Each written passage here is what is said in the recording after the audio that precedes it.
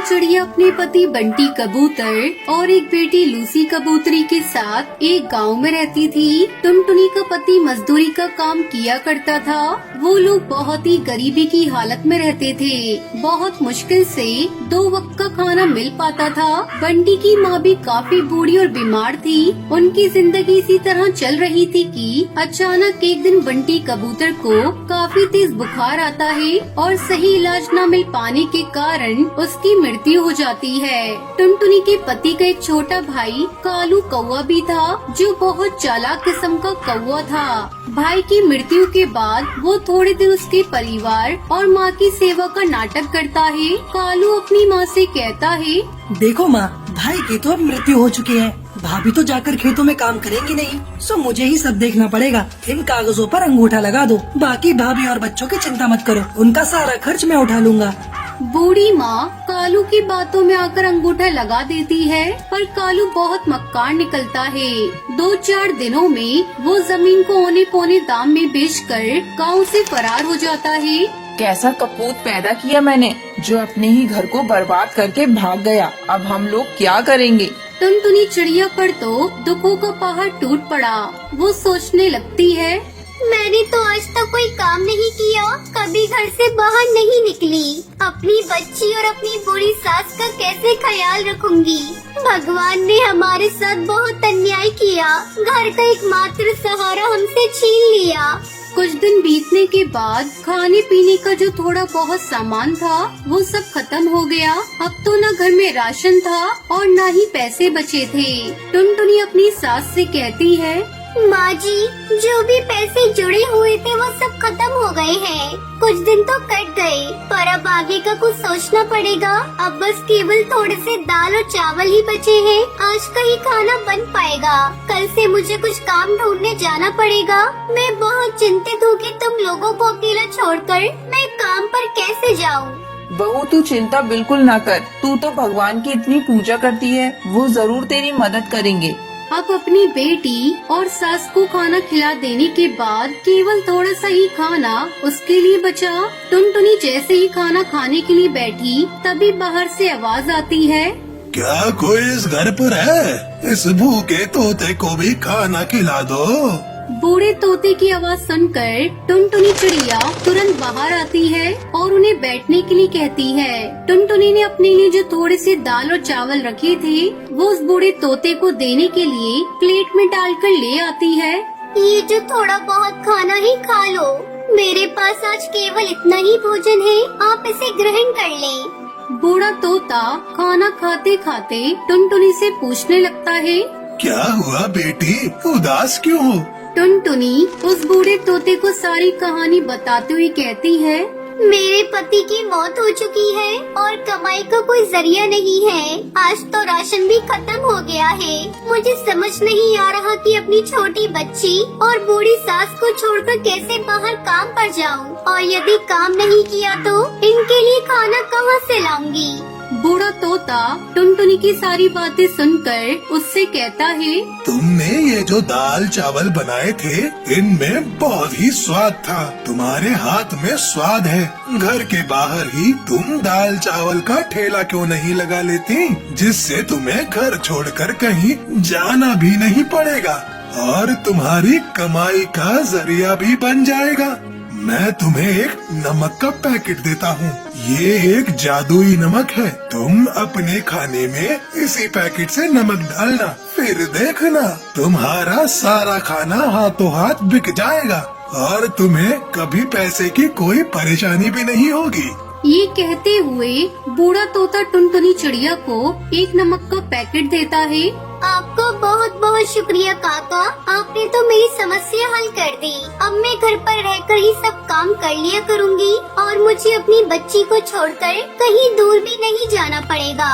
तुम बहुत ही अच्छे दिल की चिड़िया हो। तुम्हारे मन में लोगों के लिए दया भाव है और तुम लोगों की मदद करना चाहती हो, इसलिए मैं तुम्हें ये जादुई नमक दे रहा हूँ। ये तुम्हारी बहुत मदद करेगा। और हाँ, ये याद रखना, ये पैकेट कभी भी खाली नहीं होगा।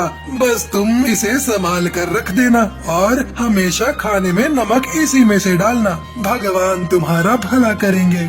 ये कहते हुए वो बूढ़ा तोता वहाँ से चला जाता है। टुनटुनी अगले ही दिन भगवान का नाम लेकर खाना बनाने का काम शुरू करती है। पहले दिन वो दाल चावल ही बनाती है और उसमें वही जादुई नमक डालती है। पहले ही दिन कुछ पक्षी टुनटुनी से दाल चावल खरीद कर खाते हैं, तो उसके दाल चावल के स्वाद से वो पक्षी बहुत खुश होते हैं। वाह बहन, क्या बात है। ये दाल चावल तो बहुत ही स्वादिष्ट है। हम भी रोज घर में दाल चावल बनाते हैं, परंतु ऐसा स्वाद तो कभी भी नहीं आया।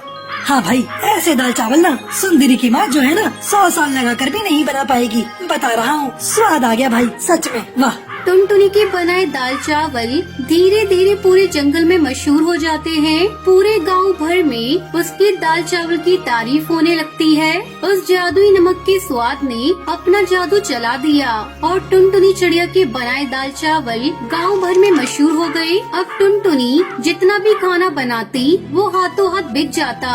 टुनटुनी की अच्छी खासी कमाई होने लगी। एक दिन टुनटुनी चिड़िया अपनी सास से कहती है, माँ जी, हमारे बनाए दाल चावल पूरे गांव भर में सबको पसंद आ रहे हैं और रोजाना ग्राहक बढ़ते ही जा रहे हैं। अब हमारे घर में पैसे की कोई कमी नहीं है। मैं सोच रही हूँ क्यों न मैं अपने साथ काम करने के लिए एक नौकर को रख लूँ और हम दाल चावल के साथ साथ सब्जी और रोटी भी बनाकर बेचेंगे, जिससे हमारी कमाई और बढ़ेगी।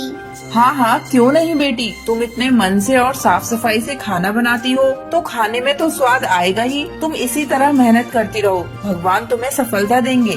कुछ दिन बाद कालू कौवा घर वापस लौटा। वो अपनी माँ और भाभी से माफी मांगते हुए कहता है, मुझे माफ कर दो माँ और भाभी, मैंने आप दोनों के साथ बहुत बुरा किया। मुझे अपनी गलती का एहसास है। अगर भाभी तुम्हारे पास कोई काम हो तो मुझे रख लीजिए, मैं आपके काम में हाथ बटा दूंगा। टुनटुनी चिड़िया बहुत सोचकर बोली, ठीक है, मैं तुम्हें एक और मौका दे देती हूँ। तुम आज से ही मेरे ढाबे पर काम कर सकते हो। अब कालू कौवा कुछ दिन तक टुनटुनी चिड़िया के साथ अच्छे से काम करता है और उसे टुनटुनी चिड़िया के जादुई नमक का पता चल जाता है और वो सोचने लगता है, अगर मैं इनका जादुई नमक का पैकेट चुरा लूं, तो मैं भी इससे अच्छा खाना बनाऊंगा। उसमें वैसा ही स्वाद आएगा जैसा कि टुनटुनी के खाने में आता है। बस फिर क्या था, कालू कौवा लालच में आकर टुनटुनी के जादुई नमक में से थोड़ा सा नमक चुरा लेता है। टुनटुनी की बेटी ये सब देख लेती है। वहीं दूसरी ओर कालू कौवा टुनटुनी के चुराए हुए नमक से खाना बनाकर अपना ठेला लगाता है और सभी पक्षियों से कहता है, आइए आइए और कालू के ठेले पर आकर स्वादिष्ट खाना खाइए। कुछ पक्षी कालू के ठेले पर खाना खाने आते भी हैं, पर जैसे ही वो पक्षी खाना मुंह में डालते हैं उसे थूकने लगते हैं। थू थू थू थू थू है, इतना बेस्वाद और गंदा खाना। इसमें तुमने मसाले डाले हैं या जहर डाला है भाई? है थू थू थू थू, हमारे सारे पैसे बर्बाद कर दिए हैं। ये खाना तो कोई जानवर भी नहीं खाएगा। लाओ हमारे पैसे वापस करो। सभी पक्षी कालू को भला बुरा कहने लगते हैं और अपने पैसे वापस लेकर वहाँ से चले जाते हैं। वो बहुत दुखी होता है कि उसने तो पैसे उधार लेकर बहुत सारा खाना बना लिया था, परंतु सारा खाना बर्बाद हो गया, जिससे उसका बहुत बड़ा नुकसान हुआ। अगले दिन कालू रोते हुए टुनटुनी से माफी मांगने जाता है। उसे समझ में आ गया था कि एक भली चिड़िया के साथ बुरा करने और चोरी करने का अंजाम उसे मिल गया है। कालू कौवे को अपनी गलती समझ आ जाती है और उसके बाद से वो ईमानदारी के साथ टुनटुनी चिड़िया के यहाँ काम करने लगता है।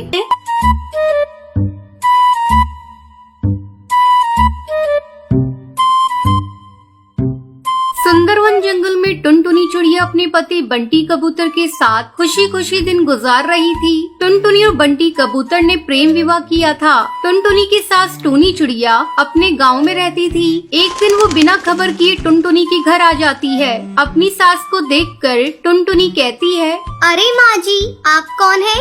बहू, तूने मुझे पहचाना नहीं? मैं तेरी सास हूँ। आप तो बिना खबर के यहाँ आ गई।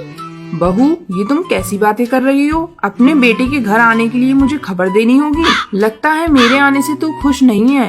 अरे नहीं माँ जी, आपके आने से तो मैं बहुत खुश हूँ। बहू अब तू खुश रहे या नाराज, मैं तो कुछ दिन तक यहीं रहूंगी और मैं गांव तभी वापस जाऊंगी जब तू माँ बन जाएगी। अब जल्दी से तू मुझे पोते का सुख दे दे।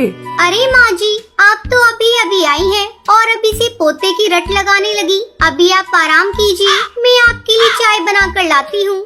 इतना कहकर टुनटुनी चिड़िया चाय बनाने के लिए चली जाती है। चाय बनाते समय टुनटुनी चिड़िया सोच रही थी कि कैसे वो उस मुसीबत से छुटकारा पाएगी। तभी उसका पति बंटी कबूतर वहाँ आ जाता है।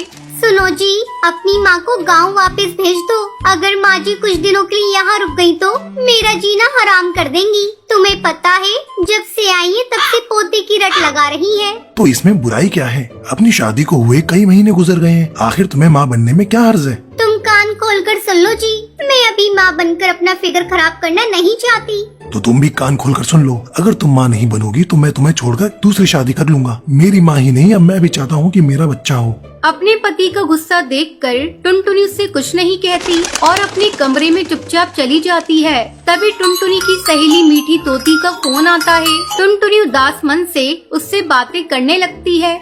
अरे टुनटुनी, आज तेरी आवाज को क्या हुआ? लग रहा है तू रो रही है। क्या बात है, तू मुझे बता, शायद मैं तेरी कोई मदद कर सकूं। क्या बताऊं मीठी, मेरी सास आई है, उसने मेरा जीना हराम कर रखा है। उन्हें पोता चाहिए और मैं अभी माँ बनना नहीं चाहती। मैं क्या करूं, कुछ समझ में नहीं आ रहा है।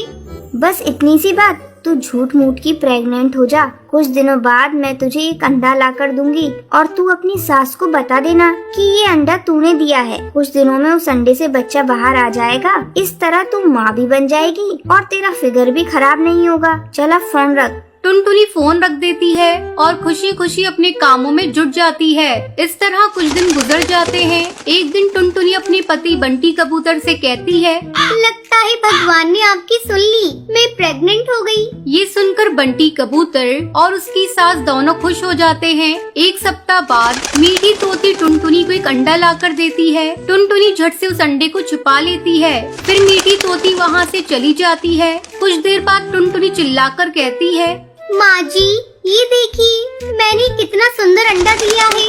बस अब कुछ ही दिनों में इससे बच्चा बाहर आ जाएगा और आपको दादी कहकर पुकारेगा।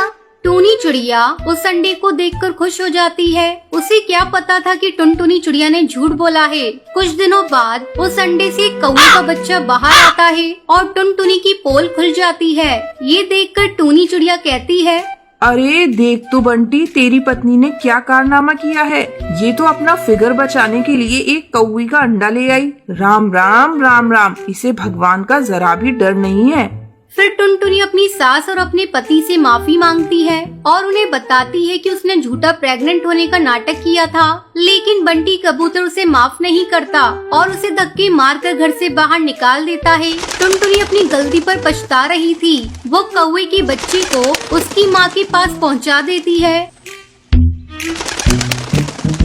फिर अपना एक अलग घोंसला बनाकर उसमें रहने लगती है। इस तरह कई दिन गुजर जाते हैं। एक दिन टुनटुनी चिड़िया बंटी कबूतर को फोन करती है और रोते हुए उससे कहती है,